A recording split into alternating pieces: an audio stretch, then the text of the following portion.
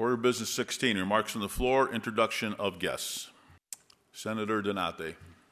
Thank you, Mr. President. I do have a few personal guests with me today, if you guys can please rise. Today, I am honored to welcome three extraordinary individuals to the Nevada State Senate, Kaitlyn, Brian, and Glen, who are members of the Community Ambulance team. Brian Rogers serves as a Chief Operating Officer and Partner at Community Ambulance. He is a respected leader in Southern Nevada in emergency medical services, and Glen is the Senior Director of Specialty Care and an expert in event medicine and emergency responses. And then, of course, there's Kaitlyn.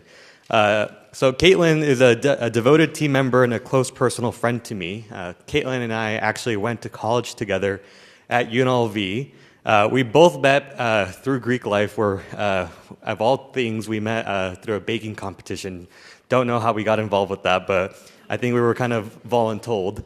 And from there, we stuck a close friendship, and it was through Kaitlyn that I met her dad, Brian, and of course, Glen, who's her colleague. And over the past decade, they have become family. I think I've learned from them, and I think that through my friendship with Kaitlyn, that I've been a very proud friend of them. People who I deeply admire for their integrity, their humility, and their service to our community. And I want to explain today of why they're here. You see, back in college, Kaitlyn and I, as I mentioned, we volunteered with baking competitions and so forth. And she often recruited me to volunteer at events with her.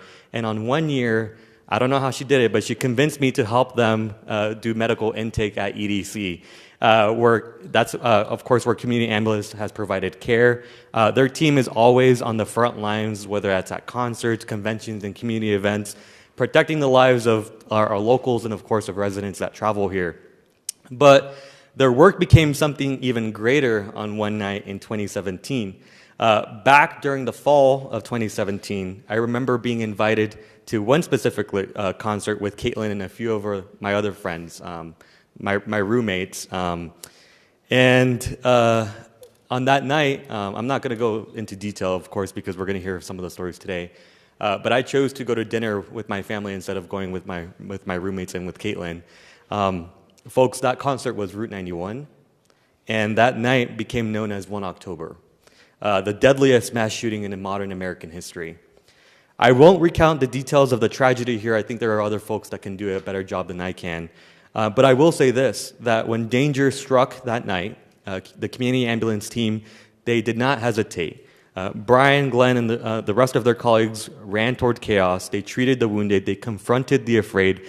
They saved lives, and they are our heroes. And so today they are here not only as first responders who lived through that night, but as advocates committed to ensuring that the stories of the 58 are never forgotten and that the community has a place to mourn, reflect, and heal for generations to come. And Mr. President, I am very proud and honored to recognize Brian, Glen, and the Community Ambulance team, of course, Kaitlyn, not only for their courage on 1 October, but for their continuing work to do so as they uplift the memories of those who were fallen, to support our survivors, and to serve our state with honor and compassion. And I do have a proclamation to deliver to them in honor of their service. I'm sure they've received plenty of recognition, but thank you so much for joining us here in the State Senate. I can't describe the words from all of us of what your service means to us.